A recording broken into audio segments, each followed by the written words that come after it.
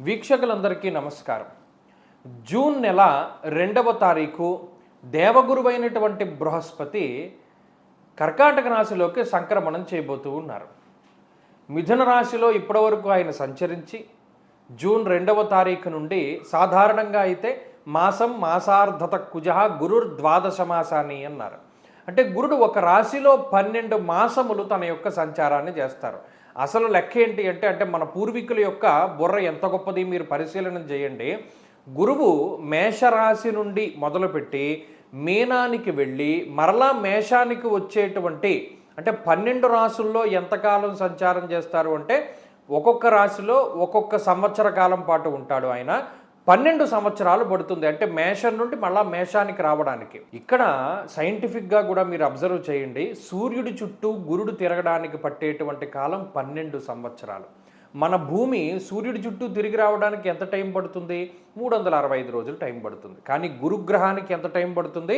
12 సంవత్సరాలు టైం పడుతుంది. అందుకనే భూమి మీద ఉండేటువంటి వాడి కాలమానానికి బృహస్పతి గ్రహం మీద ఉండేటువంటి కాలమానానికి వ్యత్యాసం ఉంటుంది.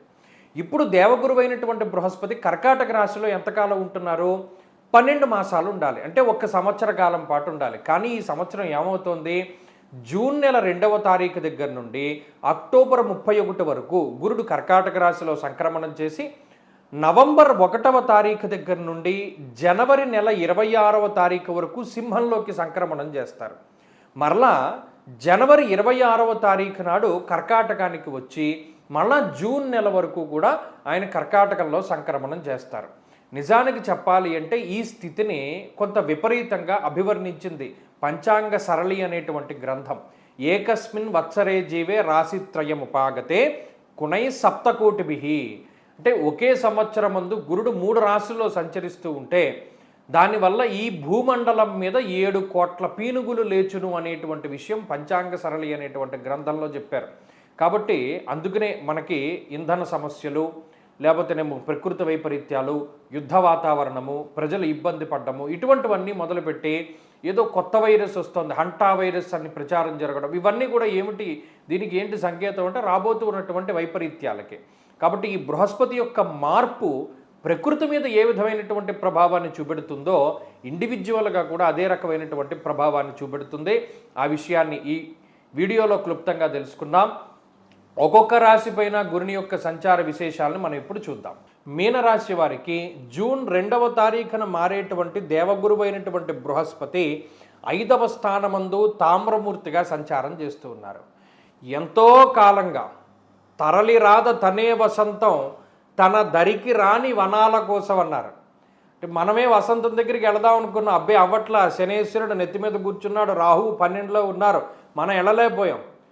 వసంతమే మీ దగ్గరికి వచ్చింది. తన దరికి రాని వనాల కోసం ఆ వసంతమే మీ దగ్గరికి వచ్చింది. గురుడే మీ దగ్గరికి వచ్చారు. మహానుభావుడు, మీ రాశ్యాధిపతి ఆయన. ఎప్పుడైతే 5వ స్థానంలో ఉన్నారో మీరు గమనించండి, ఎంత దారుణమైన పరిస్థితి అండి. 2.5 సంవత్సరాలు అయిందండి గురుబలం వచ్చి. ఏలినాటి శని అనుభవించి 2.5-3 సంవత్సరాలు అవుతుందండి. రాహు యొక్క పీడ 2.5-3 సంవత్సరాలుగా ఉంది. అంటే ఓవరాల్గా చూసుకున్నప్పుడు ఎవడో మహానుభావుడు జాతకం బాగున్నవాడు మినహాయిస్తే 3-3.5 సంవత్సరాలుగా మీనరాశి వారి యొక్క పరిస్థితి అగమ్య గోచరము. దాని గురించి వర్ణించడానికి అసలు మాటలు లేవు. అంత జుగుప్సాకరమైనటువంటి పరిస్థితి, అంటే అంత దారుణమైనటువంటి పరిస్థితి ఉన్నది. మనం చెప్పలేం ఆ బాధలు. నేను ప్రత్యక్షంగా చూసే చాలామందిలో ఆ మీనరాశి వాళ్ళు అనారోగ్య సమస్యలతోటి, ఆర్థిక ఇబ్బందులతోటి, డీఫేమ్ తోటి, చెడు ప్రచారము, నిందారోపణలు, అందరూ తిడుతూ ఉండడం, అందరి యొక్క దృష్టి మీ మీద పడుతూ ఉండడము, ప్రతి ఒక్కడు నా ఉసురు నీకు తగిలేను, నా ఉసురు నీకు, ఇలా అనేక రకాలైనటువంటి దుష్టమాటల ప్రయోగాలు మీకు మీ మీద పడుతూ ఉండడము, దాని తాలూకు ప్రభావం కూడా మీరు అనుభవించడం. అంటే మనం చెప్తూ పోతే ఎంత నెగిటివిటీ అంటే ఆ 3-3.5 సంవత్సరాలుగా ఆ మీనరాశి వాళ్ళు అలా నెగిటివ్ని అట్రాక్ట్ చేస్తూనే ఉన్నారు. మరి ఇప్పుడు వసంతం మీ దగ్గరికి వచ్చింది. అర్ధలాభం తదైశ్వర్యం స్వకర్మ రతిహర్షితం సదా స్వజన సౌఖ్యంచ. 5వ కోణస్థానం. ఎప్పుడైతే గురుడు కోణంలోకి వెళ్ళారో ఆ గురు దృష్టి మీ రాశి మీద పడింది.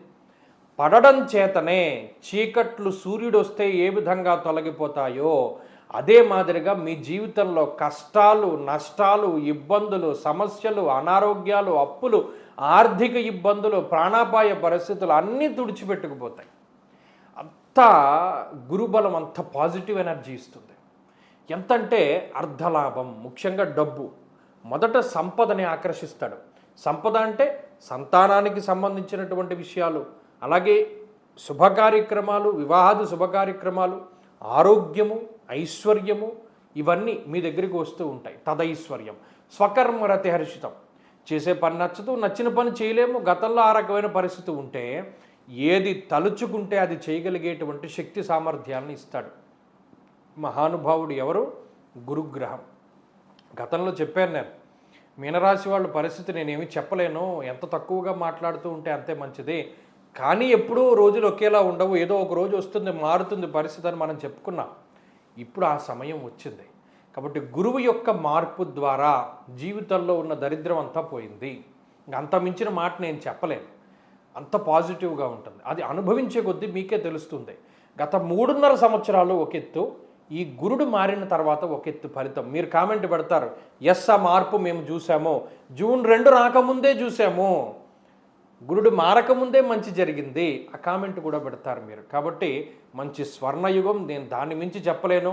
ఇళ్ళు కొనుక్కుంటారు, లేకపోతే కార్లు కొనుక్కుంటారు, బంగారాలు కొనుక్కుంటారు, తాకట్టు పెట్టినటువంటి వాటిని అన్నింటినీ కూడా విడిపించుకుంటారు, మానసిక ప్రశాంతత వస్తుంది, సంతానం కలుగుతుంది, ముందు తిట్లు తగ్గుతాయి, అందరూ తిట్టుపోయడం మానేస్తారు, డీఫేమ్ తగ్గుతుంది, చక్కగా మంచి పాజిటివ్గా ఎదగలుగుతారు.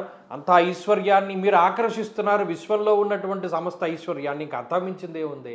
కాబట్టి ఇంకా మాట్లాడవలసిందేం లేవు, మాట్లాడుకోవడాలు లేవు, ఇంకా అన్నీ మీరు అనుభవించడమే. అది అనుభవించి ఎలా ఉందో కామెంట్ రూపంలో చెప్పండి.